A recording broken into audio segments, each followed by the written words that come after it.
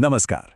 आज हम एक ऐसे सवाल की तह तक जाने की कोशिश करेंगे जिसने सदियों से हम सबको सोचने पे मजबूर किया है और उलझाया भी है। वो सवाल है, मौत के बाद आखिर होता क्या है? ये एक ऐसा सवाल है जो शायद हम सबके मन में कभी ना कभी तो जरूर आता है ना? कि जब मौत होती है तो उसके बाद क्या? क्या सब कुछ वहीं खत्म हो जाता है या फिर ये किसी नई शुरुआत का दरवाजा है? ये वो सवाल है जो हमेशा से हर सभ्यता में पूछा जाता रहा है। इसी सवाल का एक जवाब खोजने के लिए आज हम स्वामी शिवानंद के नजरिए को समझने वाले हैं। उन्होंने अपने ग्रंथ में आत्मा के इस पूरे सफर के बारे में विस्तार से बताया है। तो चलिए इसी नजरिए से इस रहस्य को समझने की कोशिश करते हैं। तो सबसे पहली बात जो ये ग्रंथ हमें बताता है ना, वो मौत को देखने का हमारा नजरिया ही बदल देती है। इसके हिसाब से मौत कोई अंत है ही नहीं, बल्कि ये तो बस एक बदलाव है। देखिए, ये जो बात कही गई है कि मृत्यु केवल एक पूर्ण जीवन का प्रवेश द्वार है, यही इस पूरी सोच का दिल है। मतलब मौत एक फुल स्टॉप नहीं, बल्कि एक और बेहतर, एक और मुकम्मल जिंदगी में दाखिल होने का रास्ता है। ये एक ऐसी सोच है जो डर की जगह एक उम्मीद देती है। तो फिर मौत है क्या?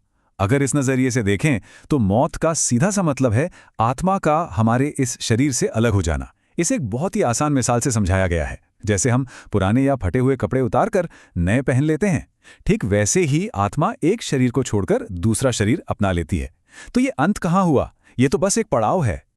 ठीक है, तो ये तो समझ आ गया कि आत्मा शरीर छोड़ देती है। पर अगला सवाल और भी दिलचस्प है कि जब वो जाती है तो अपने साथ क्या लेकर जाती है? क्या ये सफर बिल्कुल खाली हाथ होता है या फिर कोई सामान भी साथ में जाता है? इस सफर का जो यात्री है उसे कहा गया है जीव, यानी कि हमारी अपनी आत्मा। और ऐसा माना जाता है कि ये उस परम आत्मा यानी परमात्मा की ही एक परछाई है। और यही जीव है जो शरीर छूटने के बाद भी अपनी यात्रा पर आगे बढ़ता रहता है। और अब आता है वो हिस्सा जहां हमें पता चलता है कि आत्मा अपने साथ क्या-क्या ले जाती है। असल में वो अपने साथ एक पूरा का पूरा सूक्ष्म शरीर लेकर जाती है। और इस सामान में क्या है? हमारी जीवन शक्ति यानी प्राण, हमारा मन, हमारी सारी इंद्रियां, हमारा अज्ञान, हमारे अच्छे और बुरे कर्म और पिछले जन्मों से जो भी संस्कार इकट्ठे हुए हैं वो सब। यही वो बैगेज है जो तय करता है कि आत्मा का अगला ठिकाना कैसा होगा। तो ये सारा सामान लेकर जब आत्मा आगे बढ़ती है तो वो एक दोराहे पर आकर खड़ी हो जाती है। यहां से दो बिल्कुल अलग अलग रास्ते निकलते हैं। और आत्मा किस रास्ते पर जाएगी, इसका फैसला इस बात से होता है कि उसने धरती पर अपनी जिंदगी जी कैसे थी। ये दो रास्ते हैं, देवयान यानी रोशनी का रास्ता और पितृयान यानी अंधेरे का रास्ता। देवयान उन लोगों के लिए है जिन्होंने ज्ञान हासिल किया, जो भक्त थे। और पितृयान उन लोगों के लिए जिन्होंने अच्छे काम तो किए पर हमेशा बदले में किसी इनाम या फल की उम्मीद रखी। एक रास्ता हमेशा के लिए आजाद कर देता है और दूसरा वापस जन्म मरण के चक्कर में फंसा देता है। जो देवयान यानी रोशनी के रास्ते पर जाते हैं वो पहुंचते हैं ब्रह्मलोक। ये एक वन वे ट्रिप है जहां से कोई वापसी नहीं है। इसी को कहते हैं मोक्ष या परम मुक्ति। मतलब जन्म और मृत्यु के इस पूरे साइकिल से हमेशा हमेशा के लिए छुटकारा।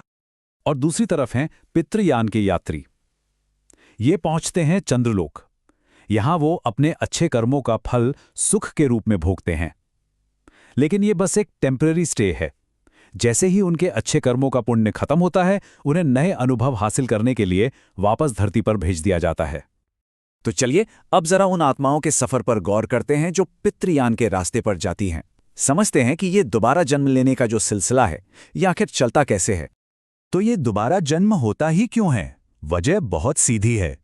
चंद्रलोक में अच्छे कर्मों से जो पुण्य कमाया था, जब वो पुण्य का अकाउंट खाली हो जाता है तो आत्मा को अपने बाकी बचे कर्मों का हिसाब किताब निपटाने के लिए वापस धरती पर आना ही पड़ता है। वापस आने का ये जो तरीका है वो भी बड़ा अनोखा बताया गया है। आत्मा का वो अस्थायी शरीर वहीं घुल जाता है। फिर वो आकाश, हवा, धुएं और बादलों से गुजरती हुई बारिश की बूंदों के साथ धरती पर उतरती है। वहां वो अनाज या पौधों का हिस्सा बन जाती है। और फिर जब कोई इंसान उसे खाने के तौर पर ग्रहण करता है तो वो पिता के जरिए एक नए शरीर में प्रवेश कर जाती है। इस पूरे खेल का जो सबसे बड़ा खिलाड़ी है वो है कर्म। कर्म मतलब हमारे हर काम और उसकी नीयत का पूरा लेखा जोखा। पिछले जन्मों के कर्मों का जो भी बैलेंस बचा रह जाता है वही ये तय करता है कि अगला जन्म कहाँ और कैसा होगा, हालात कैसे होंगे, परिवार कौन सा मिलेगा, सब कुछ। ग्रंथ में इस बारे में साफ साफ कहा गया है कि जिनका पिछले जीवन में आचरण अच्छा रहा है वे शीघ्र ही अच्छा जन्म प्राप्त करते हैं। जिनका आचरण बुरा रहा है वो शीघ्र ही किसी बुरी योनि में जन्म लेते हैं। मतलब साफ है, अच्छे काम एक अच्छा जन्म दिलाते हैं और बुरे कर्म इंसान को जानवरों की योनियों तक में धकेल सकते हैं। तो अब सवाल उठता है कि क्या इस आने जाने के चक्र से बाहर निकलने का कोई रास्ता भी है या नहीं? जी हां, बिल्कुल है। और अब हम इस सफर के आखिरी और सबसे जरूरी पड़ाव पर पहुंच गए हैं कि इस चक्र को तोड़कर मौत पर जीत कैसे हासिल की जाए। इस पूरी फिलॉसफी की माने तो जन्म और मृत्यु के इस अंतहीन चक्कर की जड़ में सिर्फ एक ही चीज है, और वो है इच्छा। दुनिया की चीजों को पाने की चाहत, उन्हें भोगने की चाहत। यही वो इच्छा है जो आत्मा को रस्सी से बांधकर बार बार इस दुनिया में खींच लाती है। तो फिर इसका हल क्या है? रास्ता है सारी इच्छाओं से आज़ाद हो जाना। इस बात को महसूस कर लेना कि जिस भी चीज़ की हमें तलाश है वो असल में हमारी आत्मा ही है और वो हमारे अंदर ही मौजूद है। जब किसी को इस अविनाशी सच का ज्ञान हो जाता है तो फिर मृत्यु के बाद उसकी आत्मा कहीं भटकती नहीं, वो सीधे उस परम चेतना यानी ब्रह्म में विलीन हो जाती है। और असल में यही मौत पर सच्ची जीत है।